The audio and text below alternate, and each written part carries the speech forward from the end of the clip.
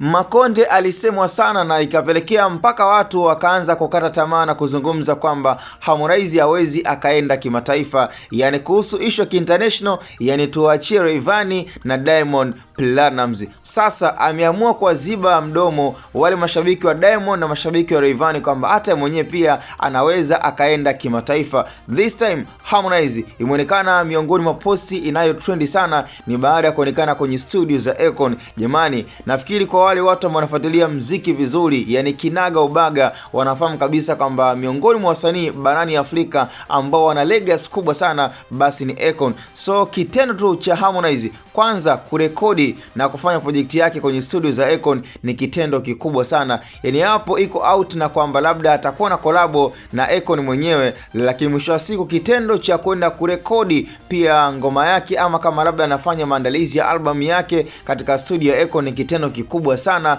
barani Afrika. So moja kwa moja kwamba kwa wale ambao walikuwa wameshamkatia tamaa Harmonize na kuzungumza kwamba hawezi akaenda kimataifa, basi nikwambie tu huo ni uthibitisho ambao Harmonize ameamua kuruka nao na kuwaziba mdomo wale mashabiki ambao walikuwa nasema kwamba Rayvanny ndo msanii ambaye kwa sasa focus yake ipo international na Diamond Platnumz. Lakini kwa this time nikwambie, ukiachana na Rayvanny na Diamond, lakini Harmonize ameona kwamba ndani ya huu mwaka 2026 basi itajulikana na itafahamika kwa wale wote wanaomdharau, haswa mashabiki wa Diamond na mashabiki wa Rayvanny. Wengi wanamdharau sana Harmonize. Sasa haina haja ya kuwa na chuki na kuwa na wivu baada ya kumuona Makonde watu anaanza kujitafuta. Nimeanza kuona baadhi ya comment ambazo zinaonekana kwamba zinataka kumkatisha tamaa Harmonize na kuonekana kwamba anajishobokesha eti kwenye studio kubwa. Sasa jamani, nitakutolea mfano na nimekuwa nikitoa mfano ambao ni mwepesi sana. Diamond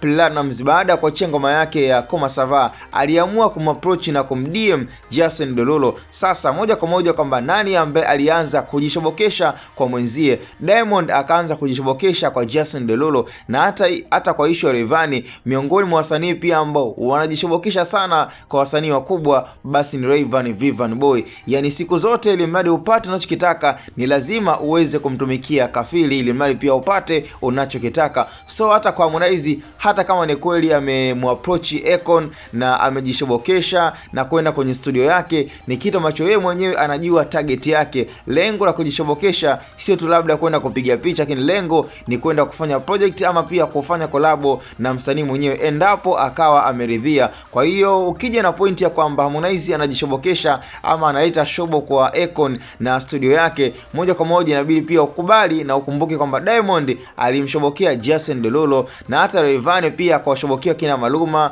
wakina Nora Fatei ni jambo la kawaida sana, na ameshashobokea wasanii wengi sana ambao wameshamzidi kwenye issue ya mziki ambao umeshaenda kimataifa. So siwezi nikashangaa na nikamlaumu Harmonize ambaye leo hii ameanza kujitafuta na anaona kabisa kwamba starting point yake ni kwenda kufanya project katika studio kubwa barani Afrika. Kwa hiyo nafikiri kwa wale ambao wameshaanza kuleta majungu na kuanza kucomment vibaya, jamani, uje na fakti zako ambazo zinaeleweka. Yani ukianza kumsema Harmonize vibaya kwamba anajishobokesha na hata baada kuonekana katika maandalizi ambayo kwa sasa sijajua kwamba je anatengeneza EP ama ni ngoma yake binafsi ama ni ngoma ambayo anatamani kuweza kumshirikisha Akon, bado jibu sijalipata. Lakini nikipambana na kupata update ambayo itakuwa iko rasmi kwamba labda ameenda kwenye studio za Akon, kwamba labda ana project ya kwake binafsi ama ana collabo na Akon mwenyewe, basi nitakujuza na kukwambia nini kinaendelea baina ya Harmonize pamoja na msanii mkubwa Akon kutokea barani Afrika.